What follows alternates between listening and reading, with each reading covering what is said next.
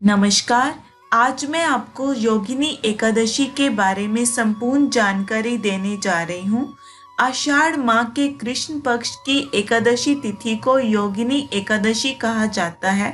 हिंदू मान्यता के अनुसार योगिनी एकादशी का व्रत करने से 88,000 ब्राह्मणों को भोजन करवाने के बराबर फल मिलता है। पुराणों के अनुसार महापातकों को भी शांत करने वाली योगिनी एकादशी तीनों लोक में सारभूत है। योगिनी एकादशी प्राणियों को उनके सभी प्रकार के अपयश और चरम रोगों से मुक्ति दिलाकर जीवन सफल बनाने में सहायक होती है। इस व्रत से पीपल के वृक्ष काटने का पाप भी नष्ट हो जाता है। इस एकादशी के दिन विष्णु भगवान की पूजा के बाद पीपल के पेड़ की पूजा का भी बहुत महत्व है। इससे सब पाप नष्ट हो जाते हैं और मनुष्य को मरने के बाद स्वर्ग मिलता है। इस दिन दान कर्म करना भी बहुत कल्याणकारी होता है। आप अपनी क्षमता के अनुसार निर्धनों को फल, वस्त्र, धन आदि का दान करें। ये व्रत आप फलाहार रखें, अन्न ग्रहण नहीं करना है। सुबह की पूजा के बाद और शाम की पूजा के बाद फलाहार कर सकते हैं। अब बात करते हैं इसकी पूजा विधि के बारे में। दशमी तिथि को शाम से पहले एक समय का सात्विक भोजन ग्रहण करें। अपना मुख अच्छे से साफ करके रात को भगवान विष्णु का ध्यान करते हुए सोएं। हो सके तो उनके समीप ही सोएं। फिर एकादशी वाले दिन सूर्य उदय से पहले उठें। उठते ही मन में भगवान का स्मरण करते हुए उन्हें प्रणाम करें। फिर स्नान के पानी में थोड़ा गंगा जल और तिल मिलाकर स्नान करें। अगर ऐसा ना कर सकते हो तो स्नान के समय सभी पवित्र नदियों के नामों का जाप करें। ऐसा करने से गंगा स्नान का पुण्य मिल सकता है। फिर स्वच्छ वस्त्र धारण करें। हो सके तो पीले पहने। हो सके तो पूरे घर में गंगा जल का छिड़काव करें। फिर एक लोटा जल लेकर गायत्री मंत्र बोलते हुए सूर्य को जल अर्पित करें। फिर पूजा घर को साफ करें। फिर पूर्व या उत्तर दिशा की तरफ एक चौकी पर पीला वस्त्र बिछा के उस पर भगवान विष्णु की माता लक्ष्मी जी के साथ स्थापना करें। वहीं पर गणपति जी की भी स्थापना करें। आप खुद एक मोटे आसन पर बैठ जाएं। फिर दीपक जला के हाथ में जल या तिल और फूल लेके अपना नाम और गोत्र बोलते हुए अपने व्रत का संकल्प करें और जो भी आपकी मनोकामना हो वो भगवान के आगे रखें। फिर सबसे पहले गणेश जी को फूल से शुद्ध जल का छींटा देते हुए स्नान करवाएं। वस्त्र के रूप में कलावा अर्पित करें। सिंदूर का टीका लगाएं। फूल, फल, मिठाई अर्पित करें। गणेश जी को तुलसी अर्पित ना करें, उन्हें दुर्वा घास अर्पित की जाती है। फिर धूप दीप अर्पित करें। गणेश जी की पूजा के समय ओम गण गणपताय नमः बोलते रहें। फिर भगवान विष्णु की माता लक्ष्मी के साथ पूजा करें।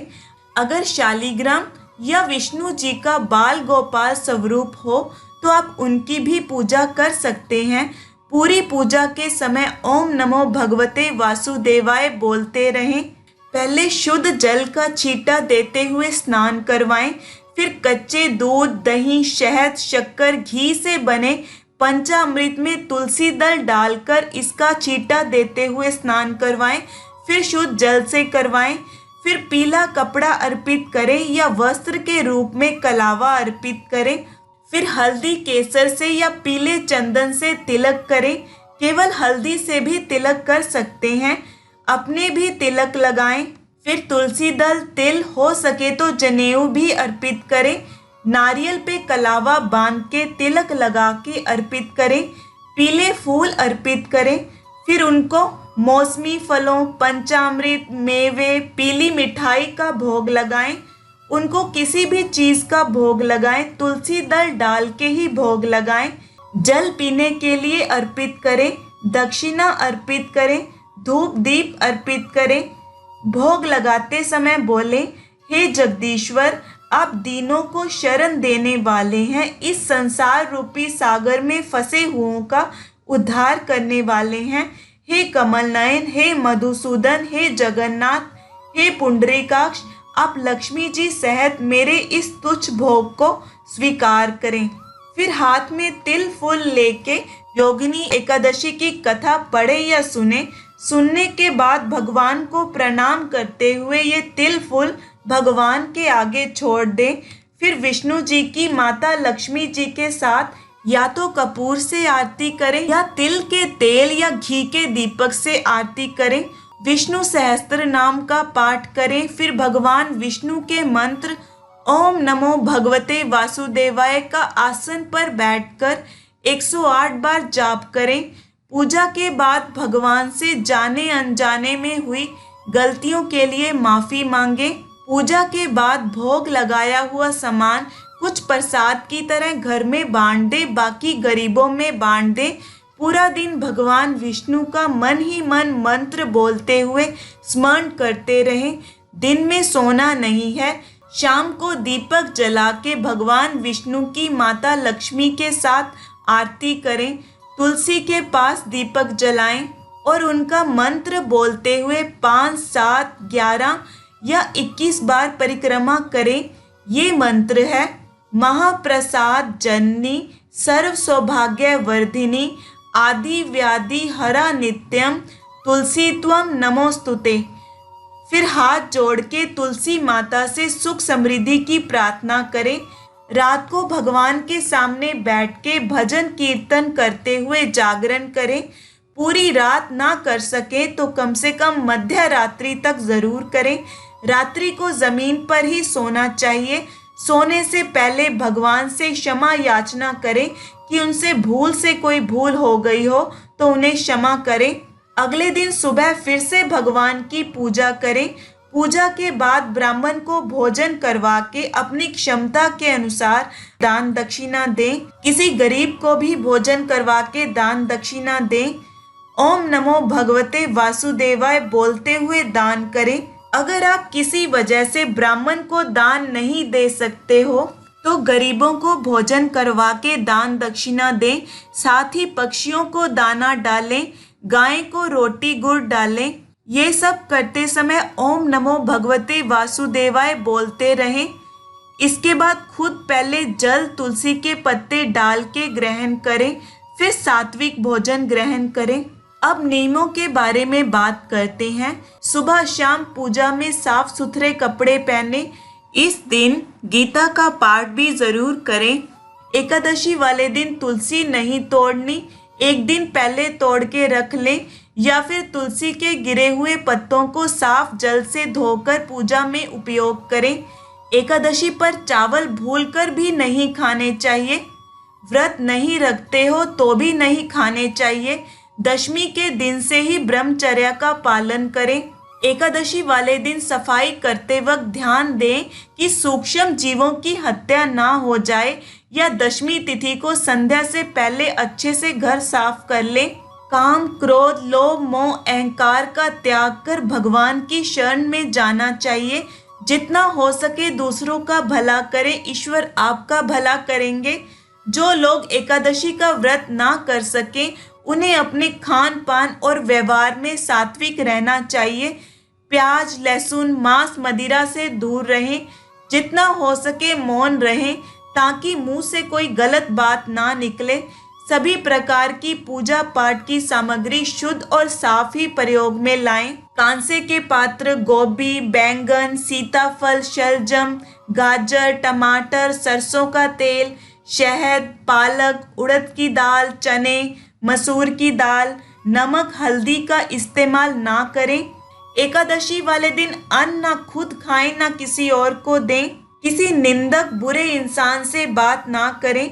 अगर ऐसा हो जाए तो भगवान से क्षमा याचना कर लें। बाल धोने नहीं, कटवाने नहीं, दाढ़ी नहीं बनानी और तेल नहीं लगाना चाहिए। जुआ नहीं खेलना, झूठ नहीं बोलना, पान नहीं चबाना और चोरी नहीं करनी चाहिए। किसी दूसरे व्यक्ति के घर का भोजन और बाहर का बना हुआ भोजन ना ग्रहण करें।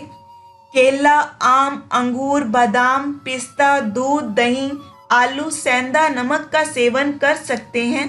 प्रत्येक वस्तु प्रभु को भोग लगा के तुलसी दल डाल के ही ग्रहण करें। एकादशी वाले दिन ब्रश और लकड़ी का दातुन नहीं करना। नींबू, जामुन, आम के पत्तों से कंठ साफ करें। पत्ते तोड़ने नहीं हैं। जो पत्ते अपने आप गिर जाते हैं उनका ही प्रयोग करें। अगर ये ना कर सके तो पानी से बार बार कुल्ले करें। अब मैं आपको मानसिक समस्या, अच्छे स्वास्थ्य और गलतियों की माफी के लिए कुछ उपाय बताती हूँ। इस दिन सुबह के समय आप गजेंद्र मोक्ष का पाठ करें और अपनी गलतियों के लिए भगवान से माफी मांगे और फिर से वो गलतियां ना करें। दूसरा है कि ओम नमो भगवते वासुदेवाय बोलते हुए सार्वजनिक स्थान पर पीपल का पेड़ लगवाएं और जल अर्पित करें। तीसरा है कि योगिनी एकादशी के दिन कोई भी व्यक्ति जो रोग से पीड़ित है उन्हें भगवान श्री हरि की उपासना के साथ ही सुंदरकांड का पाठ करना चाहिए।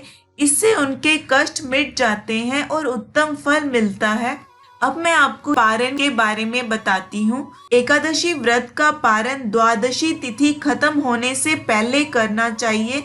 यदि द्वादशी तिथि सूर्य उदय से पहले ही समाप्त हो रही हो तो व्रत का पारण सूर्य उदय के पश्चात ही करना चाहिए।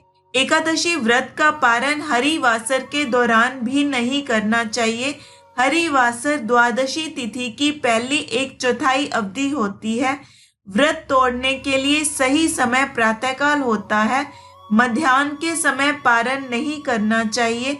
अगर किसी कारण प्रातःकाल पारण ना कर सके तो उसे मध्याह्न के बाद पारण करना चाहिए।